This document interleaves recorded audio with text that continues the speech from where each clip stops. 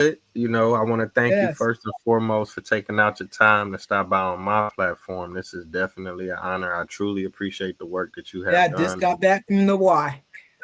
Oh, okay. That's good. That's good. You staying active. Stay active. I'll go to the Y 3 or 4 times a week, sometimes 5 days a week because it's not open on Sunday. Last week I was Oh, there every day, but Friday was a holiday, right. Yeah. Yeah. We just had and a Sunday it's holiday. closed in the summer. So I usually go, I don't know, 4 to 5 days a week. That's good. That's phenomenal. Really, 4 or 5 days a week. Yeah, you get the social aspect of it. You're working out and just try to stay in shape. Now that's inspiring. Now, when did you develop this passion for, I guess, athletics and physical fitness? You've always been active like this, or did you Always, even inspire? as a kid, even as a kid, I was one of those kids who was picked on. I knew the reading, writing, arithmetic wasn't going to float my way, even though I dreamed it would. But ever since I was a kid, I would, just run around the projects with my brother. I was 12. And the rule was I couldn't leave the project. But if I was with him, I could go anywhere.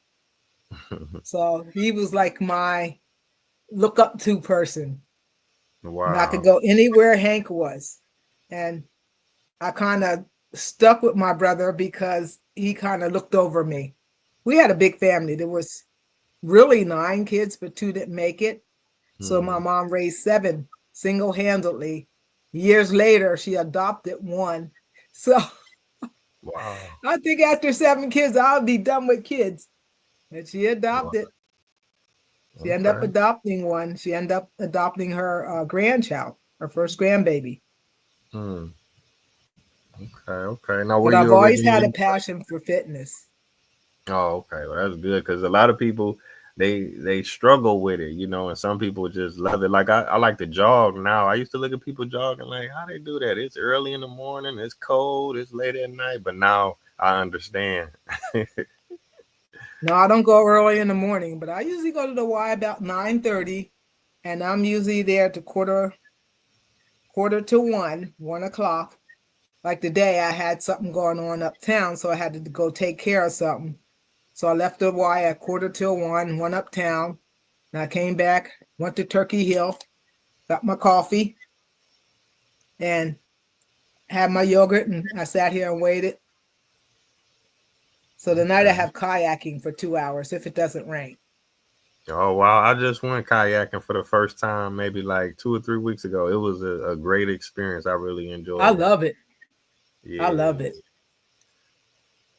Cause I was in well, I'm in Tennessee. I don't know where you at, but I'm in Tennessee. It's this I'm in place like Pennsylvania.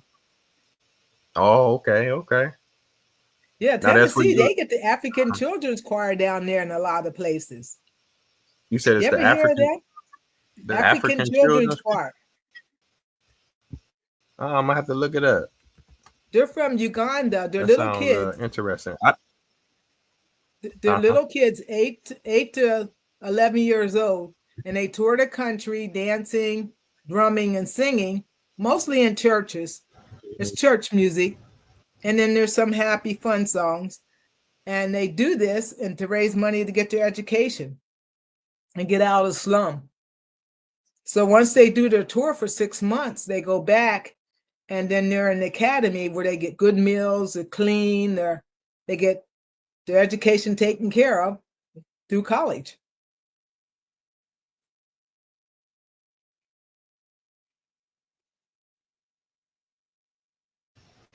And I Wow. noticed Okay. they You get a just lot of stops in Tennessee. yeah, yeah. I'm gonna have to check them out because I just got back from Africa. I'm a world traveler. I visited about 70 different countries, but I've been to about 20 African countries. So I actually lived So in you probably Africa. been in Uganda. Yeah, yeah. I've been to Uganda twice. I had a great time there. It's a beautiful place. Very beautiful people. Yeah, on YouTube, you think it was some kind of slum the way they show it on YouTube, but there are some very nice places, like down near Yeah, the yeah, Victoria River. yeah, And yeah. that's where these Definitely. kids will go back. Once their tour is over for 6 months, they'll go back and they'll live on the Victoria River in a little city called Entebbe. Yeah. Entebbe, that's where the airport is. So when you fly to Yep. Uganda, you'll go to Entebbe. But the big city is Kampala. So Kampala, Kampala they is got, a big city. they And got big shopping malls. how far is Kampala from Entebbe? If you take a taxi, maybe 30 minutes. Oh, it's not that far. Uganda's not that big. Yeah, it's not that big, but it's a beautiful place. Like I say, if you go to Kampala, they got shopping malls, they got nightclubs. So, it's a little bit more technologically advanced than somebody that may stay in the more rural areas that stay Yes. outside of the big city. But it's definitely worth going to They see. still Have you have a been? lot of orphan kids, Uh-huh. though. A lot of Yeah. homeless kids. Mhm. Yeah, it's definitely Probably not problem. in Kampala, but like in other parts of Uganda, they have a lot of homeless kids. But I know these kids, they take them into Kampala. There's a school there, and they train these kids on how to sing and what they're going to experience once they get so far. And then they come here and tour for 6 months. Then they go back, and then they go visit some churches, visit their people, and then the guide tells them, well, it's time to go to school. And so they're off, and hopefully the girls don't get pregnant. And that's the whole thing behind this, is get schooling so the young girls don't end up pregnant and married off. Yeah. Have you been to Africa? I've been to, I hadn't been to Uganda.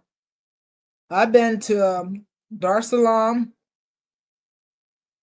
I've been to South Africa. Actually, I was at an event for Nelson Mandela. I actually got to meet him. So yeah, Tanzania, which Dar es Salaam is the capital of Tanzania. That's where I got attacked. I got Wow. attacked Okay. there because I was with Now, white men, and it would see Dar es Salaam, the little city, it's the capital. But I was walking down the street, and it was these two or three white guys, and the guy ran up behind me and hit me in the head with a 2x4.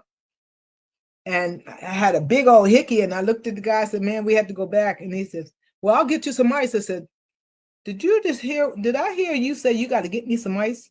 I said, they don't have no ice here. There's no such thing. Let's just go back and let me get my head together. So later on, the next day, here comes my friend, Tim Shriver, who runs Special Olympics at the time. He wants to go shopping. I said, no, Tim, you don't want to go shopping. Not there. I heard you know where the shopping is, down by the bus station. I said, Tim, you don't want to go there. So he begged me so much. So we went walking that afternoon. And he had this guy, Ryan Verderine, who had no central vision. He only had, his vision was like this. He could see to the side, but he couldn't see straight. And I never forget, we were walking up the street. This guy would start throwing stones. And Tim turns around and says, Loretta, stop it. I said, Tim, I'm not doing nothing. I'm just walking, man. He looks at me and says, you're throwing stones. I said, Tim, I am not throwing stones. So I walked up beside him. I said, whoop, there goes another one. And he looks, I said, now, I told you I wasn't throwing stones, didn't I? Another stone comes by. He looks over, and here's the same guy who attacked me that morning coming and throwing stones at me. Now, Tim's white, Ron Verderame was white. And so we're walking up the street. He says, Loretta, we're going to turn back. I said, I told you, Tim. So we turn back. And all of a sudden, Tim goes one way, Ron goes another. We get back together, and Tim turns around and looks. He says, Loretta, here he comes. I pivoted on my left foot and just nailed him right where it belongs and hit him in the face at the same time. And all you could hear the ladies, la, la, la, la, la, la, la, la, la. Evidently, this guy was a nuisance. I said, Tim, let's go home. I said, when we leave here, what stays here, what's said here, done here, stays here. Don't say nothing to mom, to your mother, okay? Don't say nothing to Mrs. Shriver.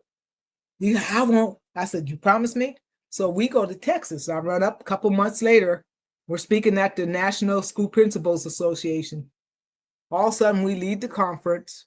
We're on the plane. Tim comes back and he says, Loretta, my mother wants to talk to you. I said, Tim, They made the announcement once. You need to sit in your seat. Sit in that empty seat there until the plane gets up. Well, no, my mom wants you. Well, she was sitting in first class. I'm sitting way in the back of the plane. So I'm sitting there knitting. So finally, Tim comes back. Please, Loretta. So he grabs my arm. I grab my knitting. He takes me up front. The airline person was after him. And I said to him, I said, Tim, she told us to sit down. So finally, the plane gets up. It's 10,000 feet. You now can get whatever, blah, blah, blah, blah, blah. You know the spiel. Eunice looks at me and says, hey, Loretta, I heard you're a good bodyguard. I said, so much for what's said here stays here. I ribbed into Tim. So Eunice looks at me and says, well, I know when Tim goes to some of these rough places who I can trust in. And I'm like, wait a minute. Don't even go there. Yeah. Oh, wow. I appreciate you sharing that. That is a very interesting story. I heard you was like a black belt, right? And I said to Tim, Tim, we were doing our first unified where you take a person without intellectual disability and one with intellectual disability, and they pair up together and they work together. So that night they had a race. So they wanted all the staff people, you know, the partners to run. And then the athletes would run the next day. And I looked at Tim, I said, Tim, I think this is not good. Yeah, the guys can all run, but me and Florence, I think we should run tonight with you guys. Or you run tomorrow, since you're my partner, and then I run, because I don't think it'll be safe. And he looks at me, what do you mean? I said, Tim, we're in a Muslim area. And Florence has running shorts. I have running shorts on. I don't have long clothes. You have to wear your clothes to cover your hands and your legs. Oh, you'll be all right. You'll be all right. Well, that next day came. They were calling me names in Arabic. And poor Florence, she comes in the race. She's crying. And me, I was running, and the guy drove his cows right across the street, right when I was running. Because, see, it's a no-no for a woman to have their arms open and their legs showing. And I try to tell Tim that. And so finally, after the race, I said, Tim, he said, you did say something. I said, Tim, sometimes it's better when you go across somewhere. You know, I knew in the Muslim culture, because I almost became a Muslim, that you do not run in shorts as a woman or have bare arms as a woman. I said, I almost became a Muslim. It was the biggest fight me and my mother ever had. Because my mom's Catholic. Oh, wow. Well, I appreciate you sharing that. Yeah, I read online that you was a black belt in karate. Is that true? Yeah, I have my 4th degree black belt. Wow. But in 2003, I was coming home from the store. Now I gotta ask you this. No, go ahead. I was coming home from the grocery store on the bicycle, just right up the street to get a cup of coffee. I got my Turkey Hill cup, ride my bike, one hand, drinking my coffee. I see this guy runs by. I seen him in the neighborhood a couple of times. He goes by, let him go. I'm just drinking my coffee. He gets ahead of me. And all of a sudden, he comes chasing at me. I said, excuse me, what are you doing, man? What are you doing? He runs in this yard. He gets a half of a cinder brick, and he throws it at me. Because he couldn't catch me on the bike. He gets on this side. He throws this cinder brick. I could actually feel it hit the nape of my hair. And I didn't have near as much as hair on my head. It was the day before I was supposed to go to Germany to compete in tennis. So then I got away. I ride my bike up a couple streets, come back down. Here at that time, he attacked another neighbor. But he couldn't get over on that guy. So I didn't realize. I came down in front of my house. I said, I'm not going to go to my house. I'm going to make a circle to make sure this guy's not around so he doesn't see me go in my house. He got across the street, catty corner from my house, jumped out from behind 2 cars, took my bike, threw me down. I mean, horrible, horrible, horrible. It's a wonder I didn't break something. So I called the cops. There must have been top 10 cop cars here. Cops up the street, cops guarding the alleys. And finally, I left. I said, I'm going to New York to go to Germany tomorrow. They said, well, we think you should go to the hospital. Did you get hit in the head? No, I didn't get hit in the head. My elbows were all, you can see, I still got the marks from my elbows. Elbows are all scratched up. My hands were bloody. My knees were bloody. I had a big black and blue scar on my right side. It's the one I didn't break nothing. And the cop said, the medic said, he says, how old are you? I said, 69 at the time. He said, most people your age would have broken something. He said, obviously you work out. I said, I do. I go to the Y. I said, that's my saving grace. And of course, I had to go to court and everything. The guy got 180 days, 84 days, and he walked out 4 days after the court hearing. The court hearing was on Monday, and he walked out Sunday. 6 days. Yep. And he doesn't live far from me at all. That's crazy. That's crazy. Crazy. Now I can ask I tell you you, our this. laws don't I protect seen you the speak about. innocent. Yeah, you're right. Now I can ask about some of your interviews, and you talk about intellectual disability and intellectually challenged. What exactly does that mean for the viewers who may not know? Okay. A lot of, probably you're younger. When I was born, my mom had an accident. She fell down the step. And of course, my brain got damaged. I was blind for the first 4 years of my life, put in school the 5th year. Of course, it held back and was tested, and they found out I have intellectual disability. But then they called it mental retardation, which is a medical term, which was fine if you used it medically. But of course, in our culture of the day, they use it so freely, like the word nigger. I get so upset when I hear people use that word, because these younger people don't understand that what that people went through. People died just to get the right to have a better name for themselves. So getting back to intellectual disability, before that, they would say a person with mental retardation. Had no problem with it. But then it became retarded person. That's where you went from colored to nigger. And so then they thought they were getting smart by slicing the word nigger to nigga. Actually, I just got called one about 3 weeks ago up at the store. And for no reason at all. Some guy was high on something, came in the store, white guy, Trumper, of course, and just hollered out. And I was like, did I hear what I said? And the lady looked at me and said, yes, you did, Loretta. There ain't nothing wrong with your hearing. They just put an A on it. I said, I know about the A thing. I said, but that ticks me off. And that's the same way with the word retard. I was speaking at a school and they asked me, what's the difference? The student stood up, being a smart ass, put his hand up. Teacher says, sit down, sir. I said, no, let him ask the question. I'm here to answer questions. I'm here to learn as well as to teach. So the kid got up, stood up. This was at York Tech. What was the first word you used? I said, persons who have intellectual disabilities. What's the difference between that and stupid and crazy? I said, young man. So the teacher's like giving them, I said, no, let him go. I'm going to answer his question. I said, okay, persons who were born with mental retardation. They had now changed the law that is called intellectual disability. I said, and that happens usually if a person, in my case, my mother fell down the step and I was blind. And of course, I have learning disabilities. That doesn't mean I can't learn. It just takes me longer. And in our system, you have to learn so much in so much time. So in our culture, they would say you have mental retardation.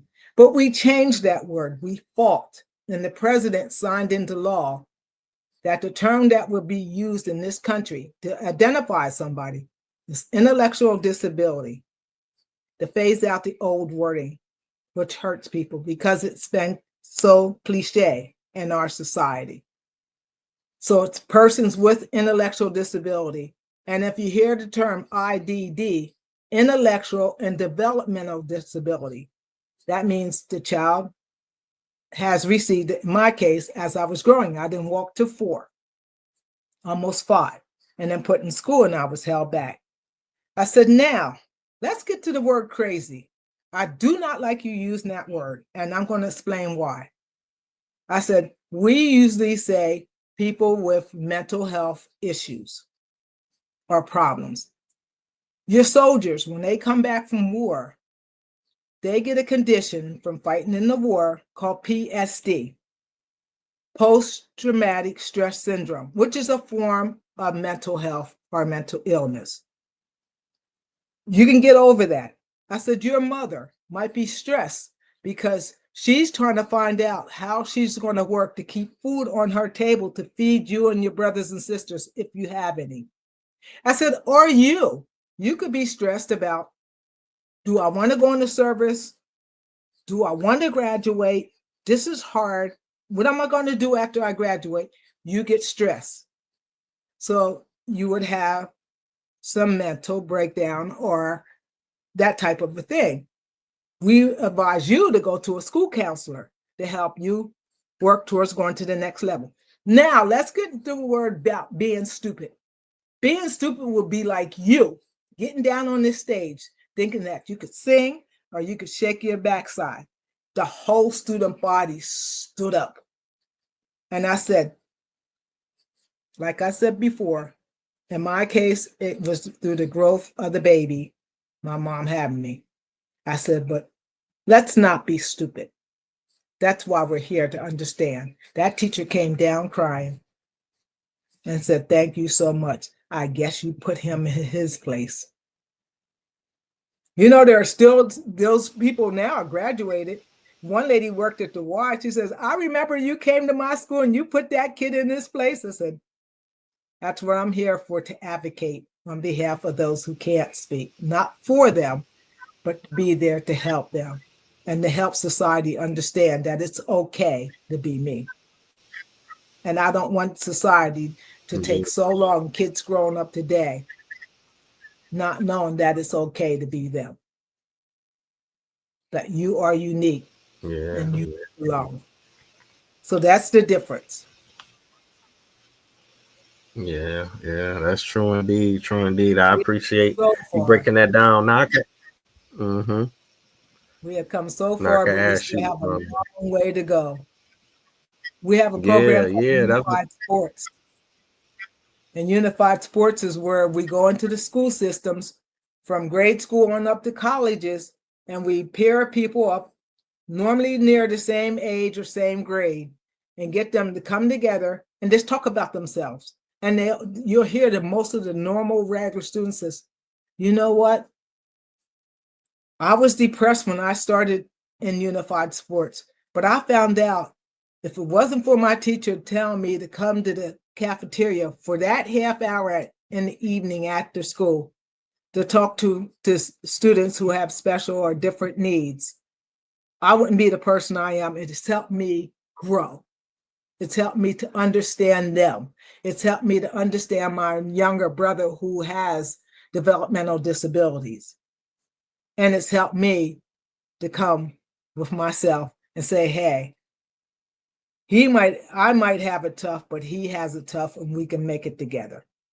And that's what our Unified Sports does. We start with a group and then they come in and they'll play basketball together, or in the colleges, they'll form and have a club and go out at night and do what young adults do. And it's just bringing people together because it's only one world, over 8 billion people. We all have to live here. So we need to learn to accept each other. Yeah, that's so true. That's so true. Now I gotta ask you. Now you got a movie about your life. How did that come about, and what was that experience like? It was I'm not a person who's into that type of thing, but it was some pressure between my friend Nora Mason and her husband, who worked with me through Special Olympics, and Tim Shriver, who ran Special Olympics. He's now chairman of the board. For years they were saying to me, "Oh, you should have a movie." I said, "No, that's not my thing. Please don't bother me." And then one day I was sitting at the table at Mr. and Mrs. Mason's house. Their kids were little. They're all young adults now. And Nora said to me, she only had the one kid, that was Zachary. Zachary was little because the movie was made in 2000 was the completion of the movie. And we sat at this little restaurant up in Waterbury looking over, and Mike was sitting there tending the baby, and Nora was talking to me, and we're sitting there drinking a soft drink or whatever. And so she looked at me and says, "Loretta, you know, we keep asking you about making a movie." I said, "Nora, please don't ask me." So finally, her and Tim had something together. So she turned around that night. She says, "Loretta, just think if they made a movie, what it would do for other kids." And I'm just like looking at her, eating my French fries. "What do you mean? Eating my fish?" And she says, "Just think how it could help some other kid." And then I thought to myself, I got to rest on this one and pray on this one, Nora. So then a couple weeks later, I come up and I stay at Tim's house. He lived in Cleveland Avenue in Connecticut. And so all of a sudden, he lived in New Haven. One night we were sitting on the porch, and then we came in. He had taken a shower, and his wife and I were in the other room talking, and he was reading the paper. And I get up, and I was going in the room to get my knitting. He says, "Come over and sit, Loretta." So he's reading the paper, and we're talking about Special Olympics. And he says, "You know, have you ever thought about making a movie?" I said, "No, Tim." And then, "What do you mean?"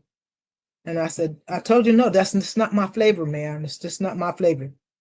Then finally we start talking. And I said, "You know what, Tim? You and Nora's been bugging me for the last 2 to 3 years about this movie. Here's what I come up with." I said, "The only reason I'm going to say yes, if you want to do this, you go ahead and do it. The only reason I do it is because if it doesn't have to be a child like me or anybody else." I said, "But I think about the kid who lives on the other side of the railroad track, or the kid who lives in the project, or the kid who's always looked at and said, 'Oh, you too trashy, you too poor, you can't be this.'" So that's the only reason I'm going to say yes, you can go on and make the movie. He calls up Nora, they were happy, and they made the movie. And that's how it became. And I said, because I always say, if some other kid could watch this, somebody Black, because then they didn't have many Black kids come up with disabilities. They always had actors played. And of course, actors played me. But at least it was, somebody relevant. And I said, if this movie could help another child, whether they have intellectual disability, whether they don't have an intellectual disability, could live on the other side of the track, if it helps one person to succeed, it's worth it. And of course, the movie's been shown all over the world in many languages and many schools. That is empowering. Wow, that's amazing. We're about 30 minutes in. I wanted to maybe ask you like one more question. In 1996, you won the ESPY Award, and who presented the award to you? Denzel Washington, and I didn't know him from a hill of beans. There's a story Wow. behind that. There's a story behind that. My mom, one night, it was a Tuesday night, I come in from karate class. I was down at the dojo, and she goes, I said, "Well, Tuesday night's my night, right?" And she goes, "Yeah. But Loretta, I really want to see the show. I'll give you Sunday. Sunday, I always watch my movies on Sunday." I said, "Okay, Rita, just remember Sunday, I don't have no karate tournaments or anything. I want to watch this movie called the Steve Prefontaine movie about a runner." She says, "Deal's in." Sunday comes. My mom, this big woman, she comes in, sits in the room, she gets in her recliner chair. She says, "Get my cigarettes, get my soda. Turn on this channel, whatever channel." I'm sitting there, I said, "Rita, remember the Steve Prefontaine movie's coming on tonight? We made a deal that Sunday night to my night, and I want to see the movie." She says, "Girl, don't you run your mouth again. I said, no, we made a deal. Said, well, the deal's not made now. You need to watch this movie. How do you know where you're going where you don't know where you come from? So all of a sudden she lays back, she's smoking her cigarette. That guy looks so good. And it was a movie called Glory.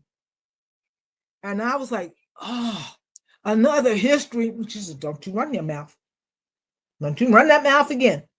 I was like, I ain't running my mouth. How do you know where you're going when you don't know where you come from? You need to watch this. I was so upset. My mom had a stroke. Fast forward, she had passed away in 94. I was given the ESPY Award. And they asked me, who do you want me to give you your award? I said, well, my heroes aren't here. They said, you have to pick somebody. I said, Mahatma Gandhi's not here. He's gone. Wilma Rudolph is my favorite runner. She's not here. Eunice Kennedy Shriver, she's not going to be able to make it. So I was naming all these heroes. So it came that night. My teacher came, who had me in special ed, Mrs. Reaver. She died of COVID years later. Eunice came, and I was sitting next to her. I was like, why couldn't I have Eunice give me the award? So all of a sudden, they said the next person coming out to give the award to Mrs. Claiborne, they introduced this guy, and it was Denzel Washington. And it hit me in the head, and it's like, oh, I remember that movie. And so this is how I got up. He presented the award. I gave a speech. I went back, and they have what they call an after movie gathering. So you could go back, get out your dress clothes, and just relax and meet other people. And here was this Denzel Washington. He walks over to me. He says, Miss Claiborne, your speech tonight was so powerful. Do you have a copy of it? I said, yes, I do. It's right here. There was nothing in my hand. He says, you said that right off your head? I said, yes, sir. And that's how I met Denzel. And now they're writing a book. Oh, okay. I look So forward to next that year, as this time, well. the book will be much better than the movie, because in the movie I was upset because they didn't have me graduate from school, and that was my mom's dream. Her dream Yeah. was for me to graduate like her other 6 living children, and to have a diploma and not a certificate that says Loretta Claiborne attended. She wanted to make sure, because when I got my diploma, she opened my sister Debbie's and she opened mine, and I could see her looking at both of them. She said, this was my dream, and I told you I was going to make it work. But let me tell you something. You use your mouth, you understand? What I always tell you? I heard you, Rita. Closed mouth is never heard, and a closed mouth is never fed. He says, I'm telling you that because one day I'm not going to be here. And I tell people all the time, use your voice. It's power. And a Yes. fine example is our women's soccer team, winning all those games for years and getting pittance. The last thing I just heard this past week was the cheerleaders for Texas getting $500 a game, and those girls hold 2 jobs. They were getting very little for that. And those girls got together and went to the owner and says, all these football players earn all this money. We're the entertainment between the games, and we have to train, and we have to be at this and that. We get $500 a game. And those girls came together to use their voice. They'll get $1,600 a game.